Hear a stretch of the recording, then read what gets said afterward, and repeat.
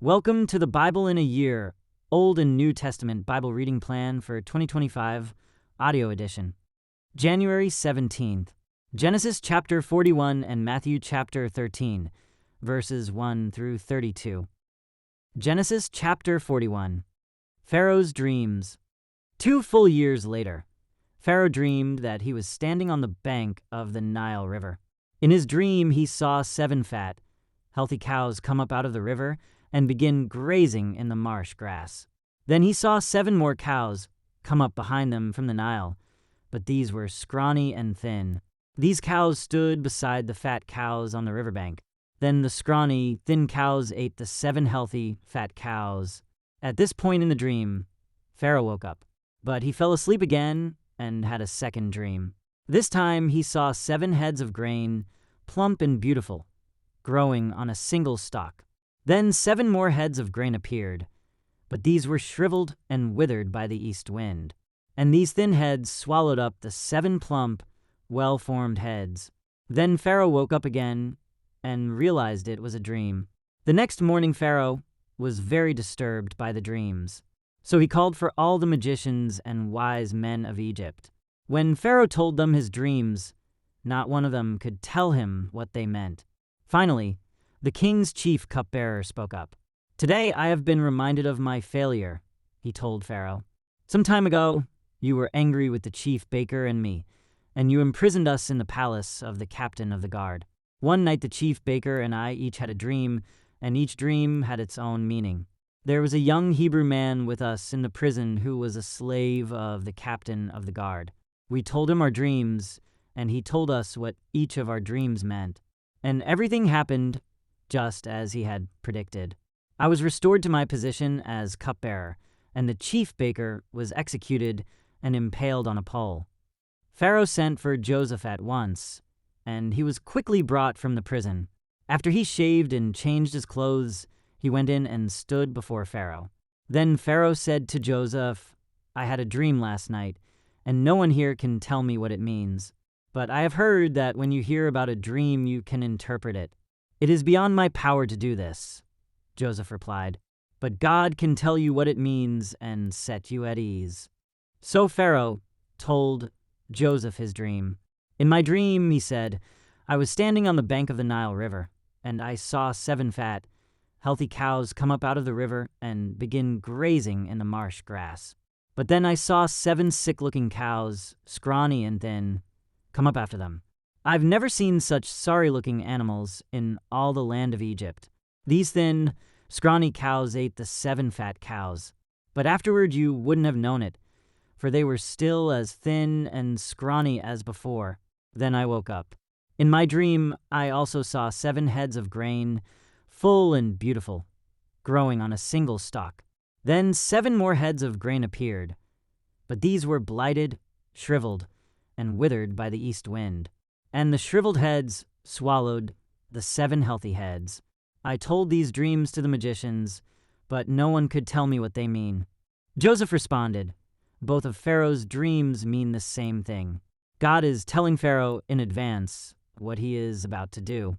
The 7 healthy cows and the 7 healthy heads of grain both represent 7 years of prosperity. The 7 thin, scrawny cows that came up later and the 7 thin heads of grain, withered by the east wind, represent 7 years of famine. This will happen just as I have described it, for God has revealed to Pharaoh in advance what he is about to do. The next 7 years will be a period of great prosperity throughout the land of Egypt. But afterward there will be 7 years of famine so great that all the prosperity will be forgotten in Egypt. Famine will destroy the land. This famine will be so severe that even the memory of the good years will be erased. As for having 2 similar dreams, it means that these events have been decreed by God, and he will soon make them happen. Therefore, Pharaoh should find an intelligent and wise man and put him in charge of the entire land of Egypt.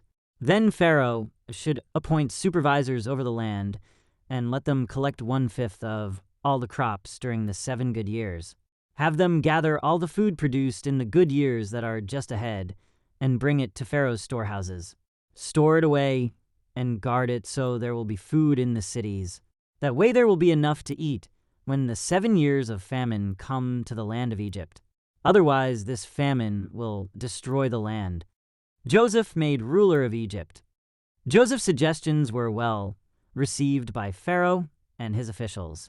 So Pharaoh asked his officials, "Can we find anyone else like this man so obviously filled with the Spirit of God?" Then Pharaoh said to Joseph, "Since God has revealed the meaning of the dreams to you, clearly no one else is as intelligent or wise as you are. You will be in charge of my court, and all my people will take orders from you. Only I, sitting on my throne, will have a rank higher than yours." Pharaoh said to Joseph, "I hereby put you in charge of the entire land of Egypt." Then Pharaoh removed his signet ring from his hand and placed it on Joseph's finger. He dressed him in fine linen clothing and hung a gold chain around his neck. Then he had Joseph ride in the chariot reserved for his second-in-command. And wherever Joseph went, the command was shouted, "Kneel down!" So Pharaoh put Joseph in charge of all Egypt. And Pharaoh said to him, "I am Pharaoh, but no one will lift a hand or foot in the entire land of Egypt without your approval." Then Pharaoh gave Joseph a new Egyptian name, Zaphenath-Paneah. He also gave him a wife whose name was Asenath. She was the daughter of Potipharah, the priest of On. So Joseph took charge of the entire land of Egypt. He was 30 years old when he began serving in the court of Pharaoh, the king of Egypt. And when Joseph left Pharaoh's presence, he inspected the entire land of Egypt. As predicted, for 7 years the land produced bumper crops. During those years, Joseph gathered all the crops grown in Egypt and stored the grain from the surrounding fields in the cities. He piled up huge amounts of grain like sand on the seashore. Finally, he stopped keeping records because there was too much to measure. During this time, before the first of the famine years, 2 sons were born to Joseph and his wife, Asenath, the daughter of Potipharah, the priest of On. Joseph named his older son Manasseh, for he said, "God has made me forget all my troubles and everyone in my father's family." Joseph named his second son Ephraim, for he said, "God has made me fruitful in this land of my grief." At last the 7 years of bumper crops throughout the land of Egypt came to an end. Then the 7 years of famine began, just as Joseph had predicted. The famine also struck all the surrounding countries, but throughout Egypt there was plenty of food. Eventually, however, the famine spread throughout the land of Egypt as well. And when the people cried out to Pharaoh for food, he told them, "Go to Joseph and do whatever he tells you." So, with severe famine everywhere, Joseph opened up the storehouses and distributed grain to the Egyptians, for the famine was severe throughout the land of Egypt. And people from all around came to Egypt to buy grain from Joseph, because the famine was severe throughout the world. Matthew 13, verses 1 through 32. Parable of the farmer scattering seed. Later that same day, Jesus left the house and sat beside the lake. A large crowd soon gathered around him, so he got into a boat. Then he sat there and taught as the people stood on the shore. He told many stories in the form of parables, such as this one. "Listen, a farmer went out to plant some seeds. As he scattered them across his field, some seeds fell on a footpath, and the birds came and ate them. Other seeds fell on shallow soil with underlying rock. The seeds sprouted quickly because the soil was shallow, but the plants soon wilted under the hot sun, and since they didn't have deep roots, they died. Other seeds fell among thorns that grew up and choked out the tender plants. Still other seeds fell on fertile soil, and they produced a crop that was 30, 60, and even 100 times as much as had been planted. Anyone with ears to hear should listen and understand." His disciples came and asked him, "Why do you use parables when you talk to the people?" He replied, "You are permitted to understand the secrets, of the kingdom of heaven, but others are not. To those who listen to my teaching, more understanding will be given, and they will have an abundance of knowledge. But for those who are not listening, even what little understanding they have will be taken away from them. That is why I use these parables, for they look, but they don't really see. They hear, but they don't really listen or understand. This fulfills the prophecy of Isaiah that says, "When you hear what I say, you will not understand. When you see what I do, you will not comprehend. For the hearts of these people are hardened, and their ears cannot hear. And they have closed their eyes, so their eyes cannot see, and their ears cannot hear, and their hearts cannot understand, and they cannot turn to me, and let me heal them." But blessed are your eyes, because they see, and your ears, because they hear. I tell you the truth, many prophets and righteous people longed to see what you see, but they didn't see it. And they longed to hear what you hear, but they didn't hear it. Now listen to the explanation of the parable about the farmer planting seeds. The seed that fell on the footpath represents those who hear the message about the kingdom and don't understand it. Then the evil one comes and snatches away the seed that was planted in their hearts. The seed on the rocky soil represents those who hear the message and immediately receive it with joy. But since they don't have deep roots, they don't last long. They fall away as soon as they have problems or are persecuted for believing God's word. The seed that fell among the thorns represents those who hear God's word. But all too quickly the message is crowded out by the worries of this life and the lure of wealth, so no fruit is produced.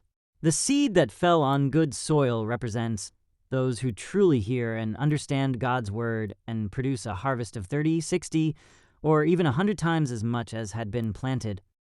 Parable of the wheat and weeds. Here is another story Jesus told. The kingdom of heaven is like a farmer who planted good seed in his field. But that night, as the workers slept, his enemy came and planted weeds among the wheat, then slipped away. When the crop began to grow and produce grain, the weeds also grew. The farmer's workers went to him and said, "Sir, the field where you planted that good seed is full of weeds. Where did they come from?" "An enemy has done this," the farmer exclaimed. "Should we pull out the weeds?" they asked. "No," he replied. "You'll uproot the wheat if you do. Let both grow together until the harvest. Then I will tell the harvesters to sort out the weeds, tie them into bundles and burn them, and to put the wheat in the barn." Parable of the mustard seed. Here is another illustration Jesus used. The kingdom of heaven is like a mustard seed planted in a field. It is the smallest of all seeds, but it becomes the largest of garden plants. It grows into a tree, and birds come and make nests in its branches. Thank you for joining as we read through the Bible in 1 year. This has been Day 17.